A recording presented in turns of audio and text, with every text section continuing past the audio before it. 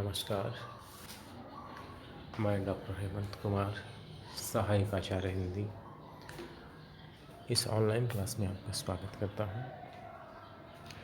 कवि भूषण की रचनाएं हम लोग पढ़ रहे हैं। भूषण ने अपने दौर के दो नायकों को अपनी कविता का वर्णय विषय बनाया, एक शिवाजी और दूसरे छत्रसाल।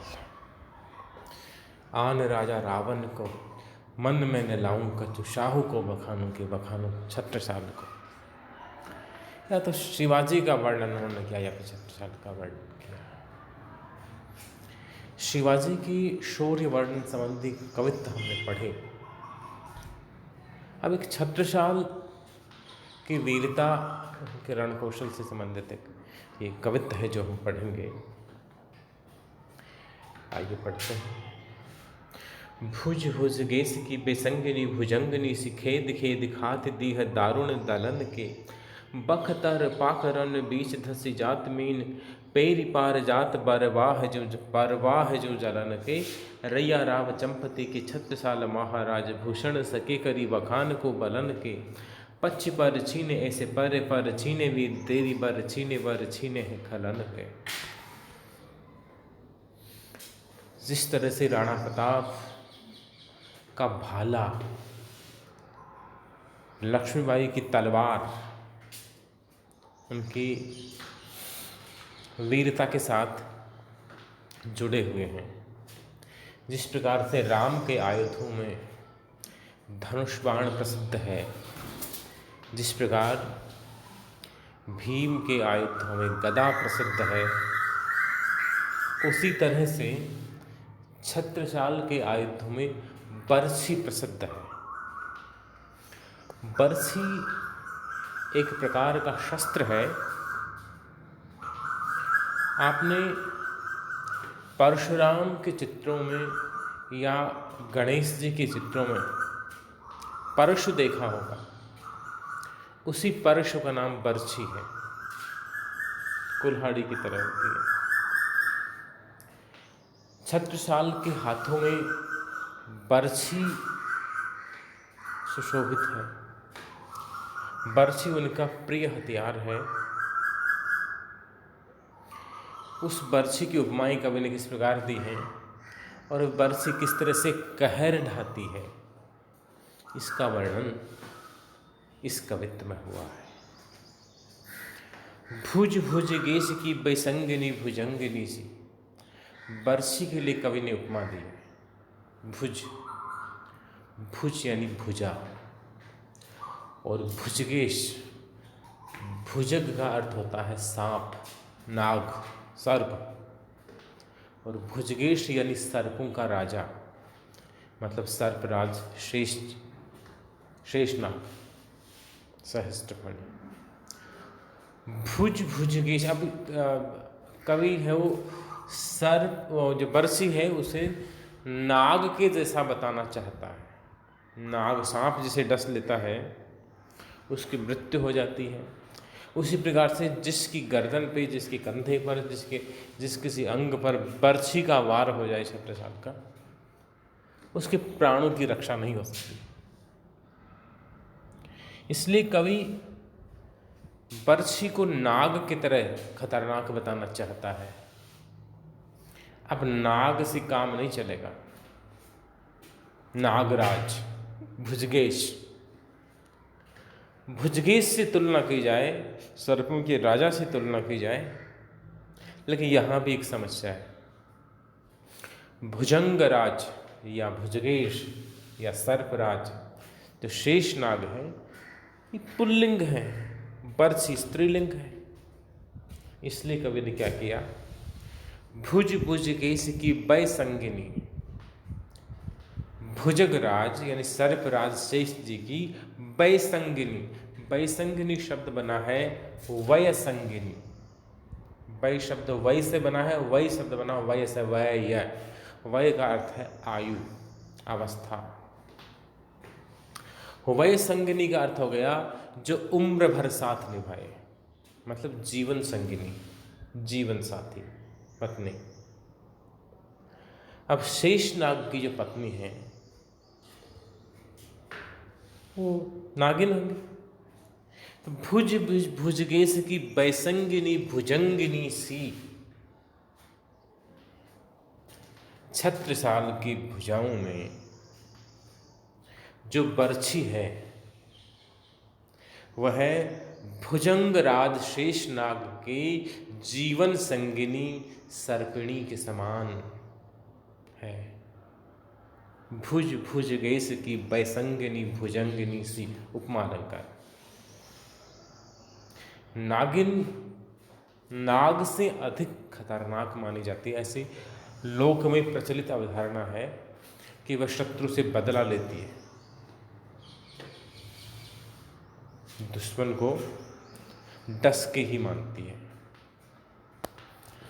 छत्रसाल की बरछी भी नागिन के समान घातक है, खतरनाक है। भुज भुजगेश की बैसंगिनी भुजंगिनी सी, खेद खेद खाती। खेद का अर्थ है खदेड़ना। छत्रसाल अपने हाथों में जब बरछी लेकर और समरांगण के लिए प्रस्थान करते हैं, युद्ध भूमि के लिए जाते हैं, तो उनकी बरछी देख करके और बरछी के प्रहारों से आहत होकर के और शत्रु सेना है वो भाग जाती है। खेद खेद यानी खदेड़ खदेड़ कर। तो बरछी है वह खदेड़ खदेड़ कर, भगा भगा के, दौड़ा दौड़ा करके और खाती, खा जाती है। दीह दारुण दलन के, दीह यानी दीर्घ विशाल, दारुण यानी भयंकर, और दलन दल मतलब सेना, टुकड़ी। दुश्मन की सैन्य टुकड़ियों को खा जाती है। नागिन जैसे खा जाती, डस लेती है, उसी प्रकार से बरछी है, बरछी को देख करके और शत्रु सेना में भगदड़ मच जाती है। शत्रु सेना को छत्रसाल की बरछी दूर खदेड़ देती है, लेकिन खदेड़ते हुए, भगाते हुए, दौड़ाते हुए उन्हें खा जाती है, उनका अंत कर देती है। ऐसा कवि भूषण कहना चाह रहा है। बख्तर पाखरन बीच धस जात, मीन पेरी पार जात, बरवाह जो जलन की। बरवाह गलत मुद्रित है, सही शब्द है परवाह। बख्तर कवच होता है, सुरक्षा के लिए शरीर पर बख्तर धारण किया जाता है। पाखरन, पाखरन पाखर जिसको कहा जाता है, मध्यकालीन जो सैन्य सामग्री है उसकी पारिभाषिक शब्दावली के अंतर्गत आता है। पाखर एक लोहे की जाली होती है जो हाथी पर और घोड़े पर भी उसे ओढ़ा दी जाती है, ऊपर बिछा दी जाती है। अब कोई भी शस्त्र होगा, अस्त्र होगा, वो आखिर लगेगा तो उस जाली से टकराएगा, इसलिए हाथी के शरीर पर या घोड़े के शरीर पर सीधा सीधा घाव नहीं करेगा। लेकिन छत्रसाल की जो बरछी है वो इतनी धारदार है, इतनी खतरनाक है कि बख्तर पाखरन बीच धस जाती। वह कवच और पाखरों के बीच ऐसे धस जाती है, बख्तर और पाखर को काटते हुए ऐसे निकल जाती है, ऐसे चीर देती है शरीर को, जैसे मीन, मीन यानी मछली, मीन पैरी पार जात। जिस प्रकार से मछली है वह पैर यानी तैर करके और पार जात, आर पार चली जाती है, उसी प्रकार से बरछी है वह कवच और पाखर को, बख्तर को काट करके और शरीर के अंगों से इधर से उधर आर पार हो जाती है। बख्तर पाखरन बीच धस जात, मीन पेरी पार जात, परवाह जो जलन के। जिस प्रकार से मीन यानी मछली है वह जल के प्रवाह में इधर से उधर तैर जाती है, आर पार तैर जाती है, उसी प्रकार से छत्रसाल की जो बरछी है वह शत्रु के अंग के आर पार चली जाती है। रैया राव चुपति के, छत्रसाल महाराज भूषण सके करी बखान को बदन के। रेवा के राजा, रेवा क्षेत्र, जो रेवा नर्मदा का नाम है और नर्मदा नदी का जो प्रवाह क्षेत्र है, बुंदेलखंड के आसपास का जो क्षेत्र है, उसके लिए कहा है। चंपति छत्रसाल के पिताजी का नाम है। रैया राव चंपती के छत्रसाल महाराज, रैया राव चंपती के पुत्र छत्रसाल जो महाराज हैं उनके विषय में भूषण कवि कह रहा है कि भूषण सके करी बखान को बलन को। भूषण कवि कहता है कि छत्रसाल के बलन को, बल का बखान करे को कौन कर सकता है। छत्रसाल इतने बलिष्ठ हैं, इतने बलवान हैं कि उनके बल का वर्णन नहीं किया जा सकता। कौन वर्णन कर सकता है। पक्षी पर छीने ऐसे परे पर छीने वीर, यमक अलंकार का प्रयोग है जो भूषण का प्रिय अलंकार भी है। पक्षी यानी पक्षी, और पर छीने पक्ष छिन्न से बना, संस्कृत का शब्द है पक्ष छिन्न। पक्ष यानी पंख और छिन्न यानी अलग। वह पक्षी जिसके पंख उसके शरीर से अलग कर दे गया वह है परछिन्न।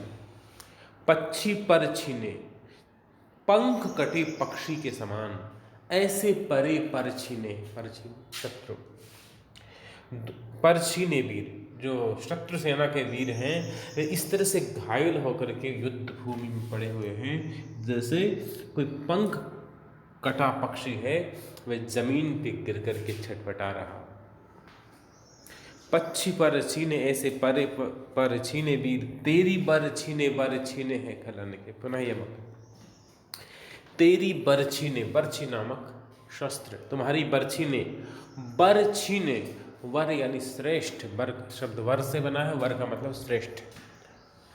शत्रु शिविर में बर छीने है खलन के, खलन का मतलब दुष्ट, मतलब शत्रु है, यहाँ प्रतिपक्षी है। छत्रसाल तुम्हारी बरछी ने, बरछी ने है खलन के, जो तुम्हारे शत्रु पक्ष है उन शत्रुओं के श्रेष्ठ योद्धाओं को छीन लिया है। और योद्धा हैं वे घायल होकर के और युद्ध भूमि में, समर भूमि में, समरांगण में ऐसे पड़े हुए हैं जैसे पंख कटे पक्षी हैं, वे जमीन पे पड़े छटपटा रहे हैं। इस उड़ान पर अब शर्मिंदा मैं भी हूँ और तू भी है, आसमान से गिरा परिंदा मैं भी हूँ और तू भी। डॉक्टर कुमार विश्वास ने जिस तरह से कहा है कि आसमान से उड़ान के बीच पंख कटे कोई पक्षी गिर जाए और फिर पुनः उड़ नहीं पाए, अधूरी उड़ान भीतर लिए घायल अवस्था में छटपटाता, उसी उपमा को भूषण ने प्रयुक्त किया है इस संदर्भ में कि घायल योद्धा है वो इस तरह से हैं जैसे पंख कटे पक्षी हो। ये परछिनी शब्द है वो संस्कृत के तस्तम पक्ष छिन्न से बना है। पक्ष मतलब पंख होता है, छिन्न यानी अलग होना होता है। बड़ा ओजस्वी स्वर है कविता में भूषण का, चाहे वे शिवाजी के शौर्य को अपना आधार बनाएं या छत्रसाल के पराक्रम को आवाज़ दें, लेकिन हर समय उनका स्वर है वो ओजस्वी रहता है, तेजस्वी रहता है, वीर रस से ओतप्रोत रचनाएं रहती हैं भूषण की। इसके लिए वे पर्याप्त ख्यात हैं। और श्लेष माफ कीजिएगा यमक और अनुप्रास अलंकार भूषण को बहुत प्रिय रहे हैं। और ये जो कवित्व छंद है उनका सदा हुआ छंद है, सिद्ध छंद है एक तरह से। धन्यवाद।